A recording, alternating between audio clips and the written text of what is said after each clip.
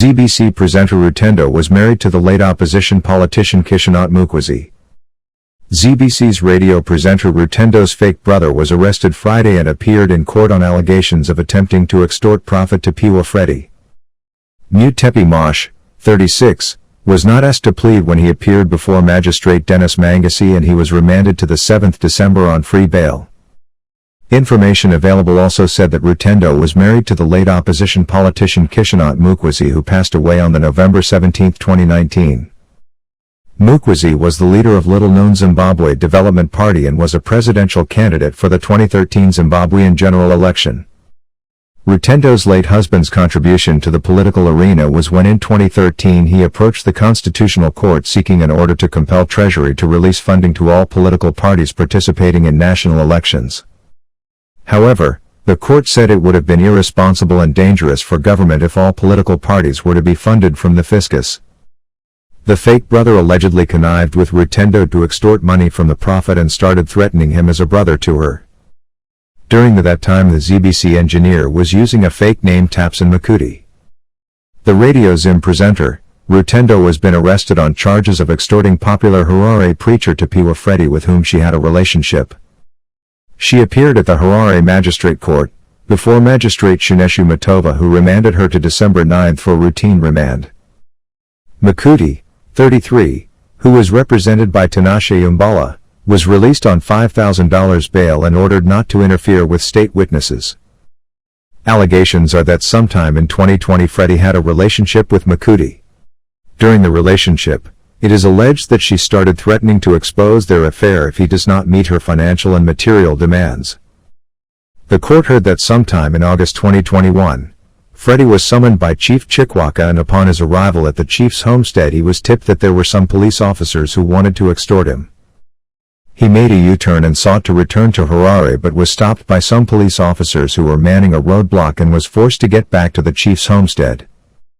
Freddy threatened to take legal action if his demands were not met in 48 hours. 3. Affair with Rutendo Makudi. Freddy had an affair with ZBC and Radio Zimbabwe presenter Rutendo Makudi.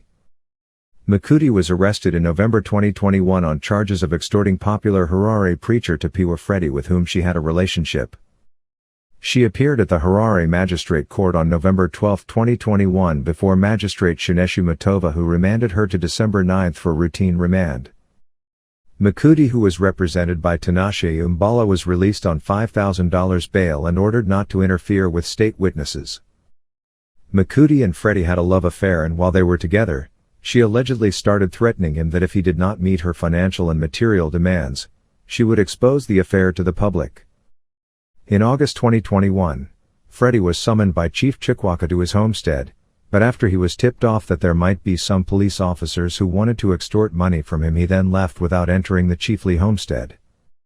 He made a U-turn and sought to return to Harare, but was stopped by some police officers who were manning a roadblock and was forced to get back to the chief's homestead. The chief allegedly accused him of raping Makudi and of sleeping with her before a year had lapsed since the death of her husband, violating traditional norms. Freddy promised to pay $15,000. In addition, the chief ordered him to pay 3 goats, and Freddy promised to return at a later date with the money and the goats. The chief allegedly made Freddy Pastor sign an agreement which was authored by an Inspector Jaji.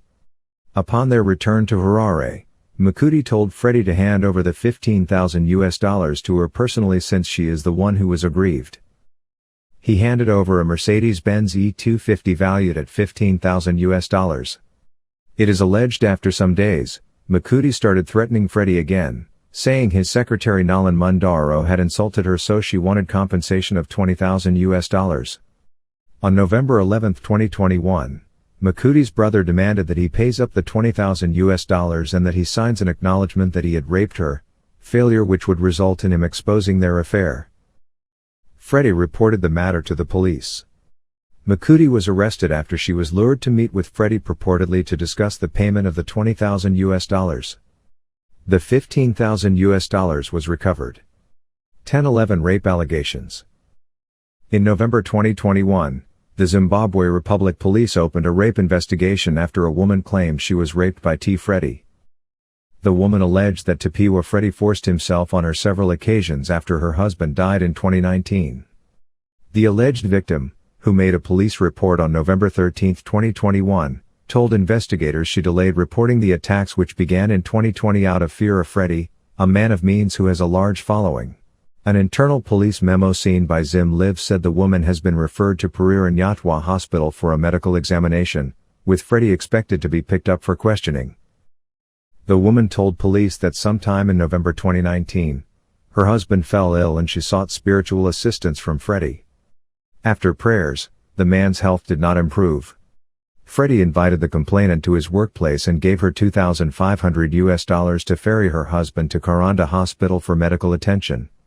However, barely a week later, the complainant's husband died in hospital and Freddie offered assistance towards the burial. The woman told police that months later, but in 2020, Freddie proposed love to her and she turned him down. Freddie asked the woman if he could visit her son in the rural areas, to which she agreed. He returned to Harare with the son, arriving at the woman's Mount Pleasant Heights home in the evening. Freddie allegedly told the woman that it was late and asked to stay the night. It is alleged that Freddie slept on the woman's bed while she sat on a chair. Moments later, he allegedly went over to her, forcefully lifted her and placed her on the bed before raping her without using protection. It is alleged the preacher repeated the visits to the woman's residence and raped her each time. Freddie denied the rape allegations, saying his accuser was trying to extort him.